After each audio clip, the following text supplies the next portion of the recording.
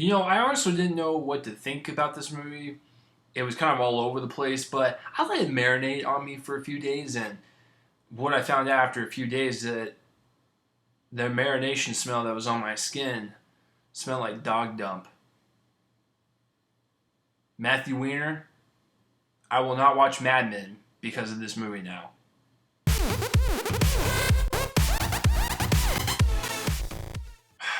Here we go. Welcome to Roll Reviews. I'm Chase Lee, and I'm here to review Are You Here? This is the movie written and directed by the creator of Mad Men, Matthew Weiner. And this movie stars Zach Galifianakis and Owen Wilson and Amy Poehler. Okay, and so okay, let's start with the directing. This movie has tonal, genre identity crisis, and it doesn't even know it.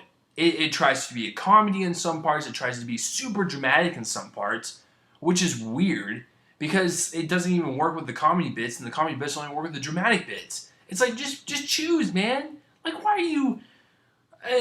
it's like he was trying to make a dramedy, a drama with heart, with a little comedy. That's fine. I love those movies.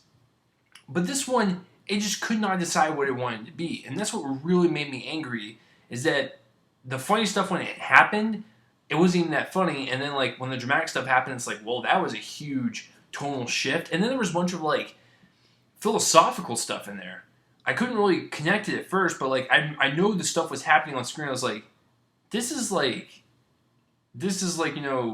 thing to, make us reflect on life. It doesn't really work with, the tone that's going on right now. So, directing-wise, I gotta say, this thing is just a heaping pile of dump. Matthew Weiner, if you ever get a hold of this, I have never seen an episode of Mad Men.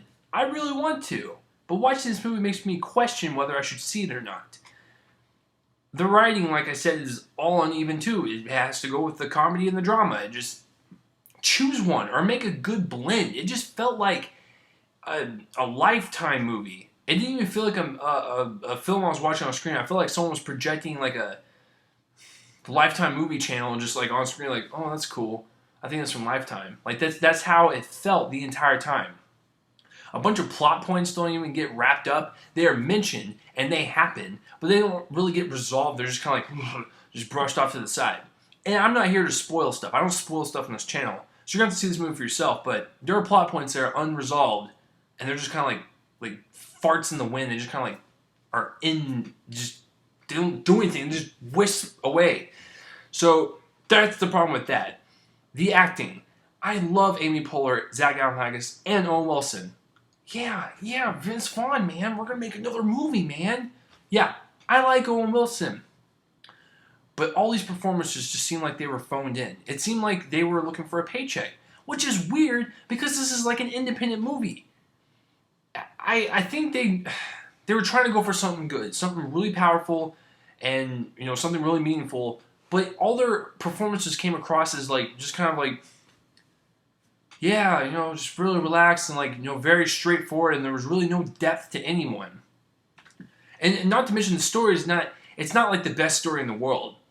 Zach Galifianakis' character's dad dies, so him and Owen Wilson travel to their hometown to basically go over the will, and then they deal with family problems and whatnot. It's the same fucking plot that's in every single independent movie. Let me look it up right now. I'm looking at this live. Not even kidding you. There's another movie coming out September 19th. This Is Where I Leave You, which is Are You Here? This Is Where I Leave You. It's weird. They're almost the same. When their father passes away, 4 grown siblings are forced to return to their childhood home and live under the same roof together for a week.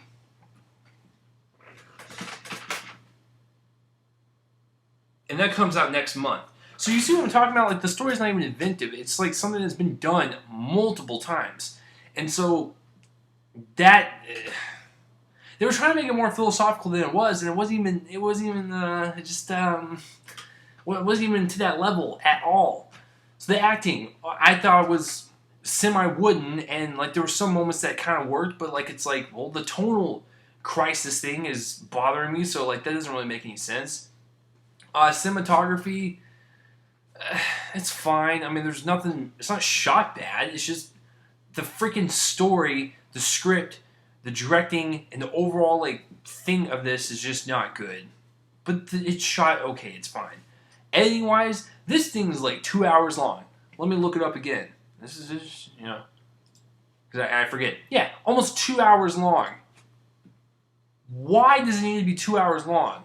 It was filled with a lot of filler. Like, too much. They could wrap it up in like a short film. Seriously, 30 or 40 minutes. The only big surprise, once again, I do not do spoilers, but the only big surprise in this movie happens to Zach Galifianakis' face. And I think you know where I'm going with that. So, I really did not care for it. And the more I thought about it, the more I just did not like it, because it came across as a very confused movie. Like, it's just, it presents itself like, we are a deep philosophical journey, and you're going to learn, like, life and everything else in between. And you're just going to just get up out of the theater and just go and look at life different. No, you're not. You're going to watch this movie and be like, what the hell was that? So the more I thought about it, the more I hated it. I'm going below 5. I don't know. A 2 or 3? I don't know. Let's just go in, like, you guys know I don't like it, so why does it matter what I score it? But I'd say like a 2 or 3. Like I said, there were some parts that worked, and if they would have stayed with that tone, it would have worked. And there's some parts on the other side of the tone that would have worked. And if they went that direction, it probably would have worked. Like, so if they went full-on drama with a little comedy and heart, that would have worked. If it went full-on comedy with a little drama, like, it works both ways. But, like, it was just, it felt confused. It felt confused. That's the biggest thing I have about this movie. Did not really care for it. Probably one of my most hated ones of the year. If you guys saw the Rover movie review, I absolutely tore that one apart too. I actually like that one more than this one. Let's put it that way. Full disclosure, this movie right now is sporting a 0% on Rotten Tomatoes. I'm not the only one. Judge for yourself. Your shelf. See, I'm so angry that my speech is just flying out the window.